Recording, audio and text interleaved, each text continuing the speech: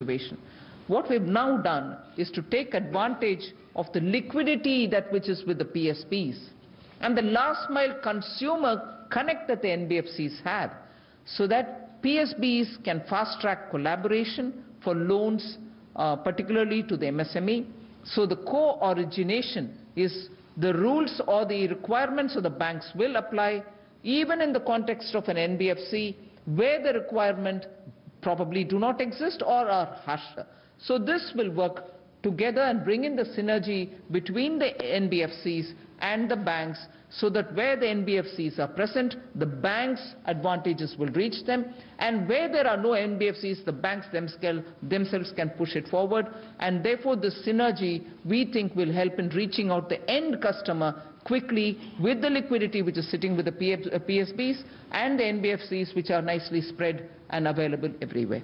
So the co-origination is a very important measure which even the RBI has gone through, and we are convinced that it's going to work to the favor of the customers.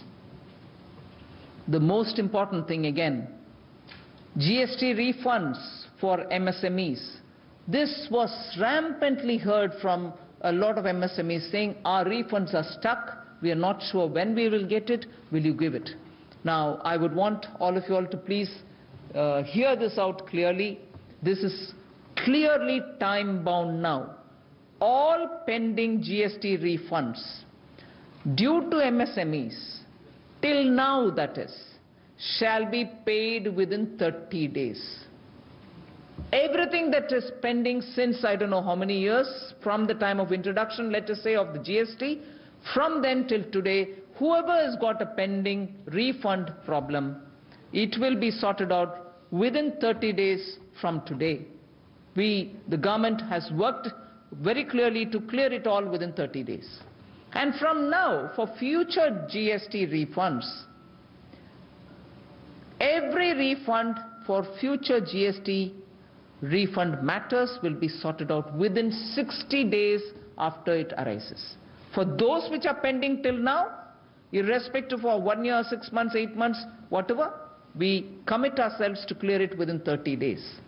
And from now, anything which arises newly, within 60 days, the refund for MSMEs will be done, so that the MSMEs are not worried about money being stuck somewhere and they're not getting it. So that's cleared.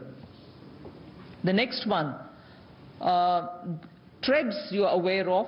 Many of these companies are registered under TREDS, and the Prime Minister had very clearly announced, once I recall, that being in TREDS, if there are large companies who owe money to the MSMEs, and if they were in TREDS, that system enabled them, the moment they got into it, that they could discount their bills and get the money even if the company delayed it. TREDS enabled that. Now what we are telling is, for those companies which are registered and a part of the GST, if TREDS uses the GSTN facility, and for every bill that is certified or signature obtained under the GST, the same discounting will be available even for MSMEs, so they need not worry that GST paid, we paid GST tax, but we are not getting the payment from that company who owes us, for whom the supply has been made. So that company's money can now be obtained, because the bank will honor the moment the GSTN signature is on it, and MSMEs will be benefiting similarly as many companies benefit out of TREDS. Now, TREDS and GSTN are working together. They can obtain information, and therefore the MSMEs can quickly discount their bills and get the money for their requirement.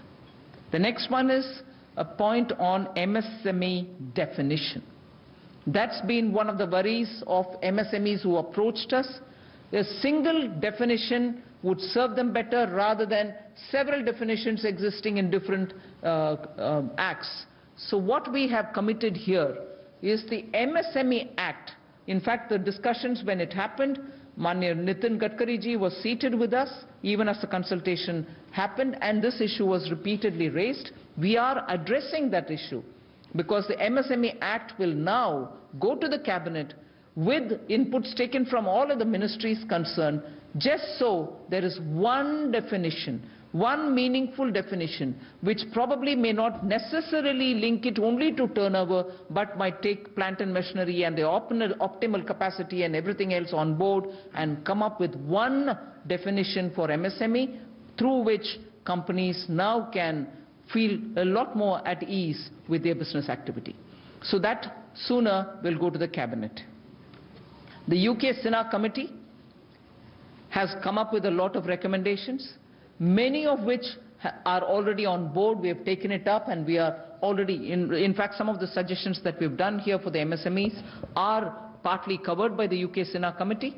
We shall ensure decisions on recommendations such as on ease of credit, marketing, technology, delayed payments, etc. are all addressed at the earliest. So I want to assure you that many of them have already become a part of what we are speaking about today, but others in the UK Sinha Committee report will be taken up. The next we move over to the next silo, which is increasing capital flows and energizing financial markets.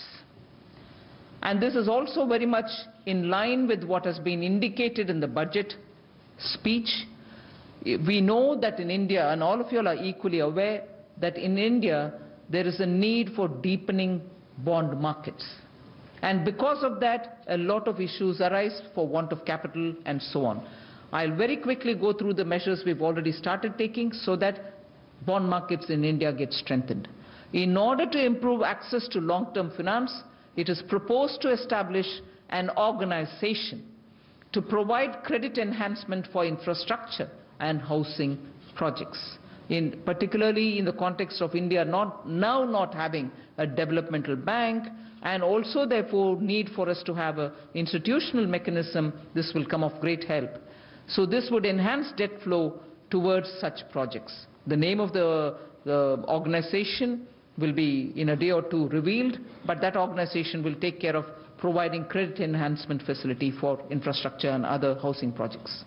The government would soon take further action on development of credit default swap markets in consultation with the RBI and SEBI. In order again to improve domestic markets in bonds, Ministry of Finance will work with the RBI to make it more conducive for investors and for bond issuers, as well as facilitate increased trading for price discovery, a lot more open market-driven kind of a price discovery mechanism.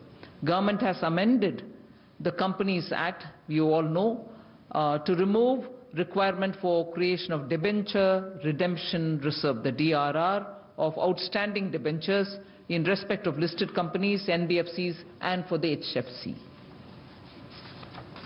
Again, continuing on the capital flows, access of Indian companies to the global market. The Depository Receipt Scheme of 2014 is expected to be operationalized soon by SEBI. This will give Indian companies increased access to foreign funds through the ADR and GDR. And this is something which repeatedly industry kept referring to us when they came in for consultation. We clearly yielded on that, and we shall organize ourselves in order to be able to service this. The next is use of Aadhaar-based KYC. Again, a big suggestion which has come during consultations. The consultation that we had with industry, with others, this has come out as one of the big demands. In order to improve market access for the domestic retail investors,